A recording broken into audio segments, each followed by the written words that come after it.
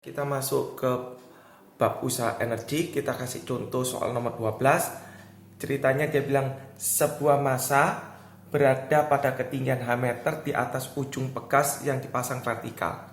Ya, pertanyaannya dia bilang gini, apabila benda tersebut jatuh menekan pegas yang akhirnya pegas ini tertekan sejauh 12 cm, kemudian nantinya dia akan kembali, mental kembali. Nah, yang jadi pertanyaan pada ketinggian berapakah supaya benda ini bisa menekan sejauh 12 cm. Diketahui konstanta 2,5. Karena proses dari 1 ke 2 ini tidak ada gesekan, kita bisa memakai EM1 sama dengan EM2, EP1 plus EK1, EP2 plus EK2. Keadaan pertama jatuh bebas, dia tidak punya energi kinetik, EK1 saya hapus.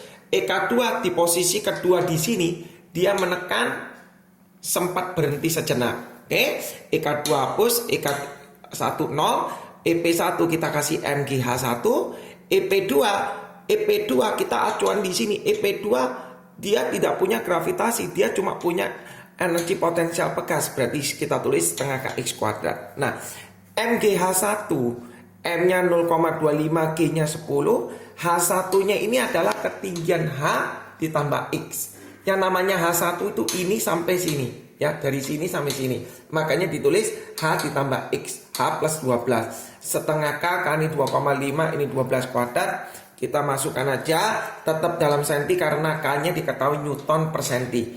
Ya, kita masukkan, kita hitung, bla bla bla, hanya ketemu 60 cm. Oke? Nah, yang nomor 14 ini agak aneh sedikit. Dia bilang gini, sebuah benda berada pada ketinggian 4R dari permukaan bumi. Oke? Terus dia ada cerita, kalau percepatan gravitasi di permukaan bumi, ini saya kasih G2, itu nilainya 10. Maksudnya apa? Nanti dulu, ya.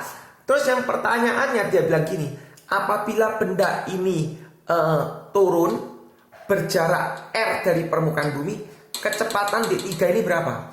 Ya, kita bikin berarti ini secara garis besar nggak dipakai logika nih, tapi kita lihat nanti. Nah, kita bikin dari 1 ke 3, Kuapin bikin 1 ke 3, tidak ada gesekan, berarti kita bikin EM1 sama dengan EM3. EM1 seperti biasa EP1 plus EK1 sama dengan EP3 plus EK3, ya. Keadaan pertama jatuh bebas, berarti EK1-nya 0, betul ya? Nah, keadaan yang ketiga, dia punya energi kinetik, makanya komplit EK3. Nah, yang dicoret cuma EK1. Nah, EP1 itu bukan namanya MGH. Karena ini kita ngomong cerita mengenai planet, ya, belajar mengenai gravitasi. Yang namanya EP itu min GM. GM-nya ini, M-nya bumi per R. R1-nya itu ini ke sini, ya. Nah, EP3 juga demikian, min GM, M-nya bumi, R3. Yang namanya R3 ini ke sini, ya. Nah, ini seperti biasa, M-nya dicoret. Nah, di sini ada ditulis min G kali 0 M bumi per R1 min G MB per R3 tambah setengah V kuadrat. Nah, yang tadi saya ngomong, yang namanya G2 itu adalah belajar di gravitasi. G2 itu adalah G kali 0 massa bumi per R kuadrat. Berarti GMB sama dengan G2 R kuadrat. Ya, berarti setiap ini GMB ini saya ganti G2 R kuadrat. Min GMB ini saya ganti min G2 R kuadrat ditambah setengah ini, ya. Nah, kita isi G2 nya itu 10. Nah, R nya R1 ini kok bisa 5R? Yang namanya R1 kan ini diketahui dari sini ke sini 4R. Tapi harus dihitung dari pusat. Berarti ini ke sini ditambah ini berarti sama dengan 5R, ya. R3 juga demikian. Kenapa kok bisa 2R? Dari sini R3 katanya dari sini ke sini R, dihitung dari sini berarti 2R. Oke, ya. Jadi patokan di jari-jari bumi. R-nya dicoret, R-nya dicoret, jadi min 2R, ini minima R, ini pindah ke sana 3R setengah V kuadrat. Oke, R-nya dimasukkan 6.400 km, jadikan meter 10 pangkat 3 setengah V kuadrat bla bla, V-nya ketemu. Oke, ini berhubungan dengan gravitasi.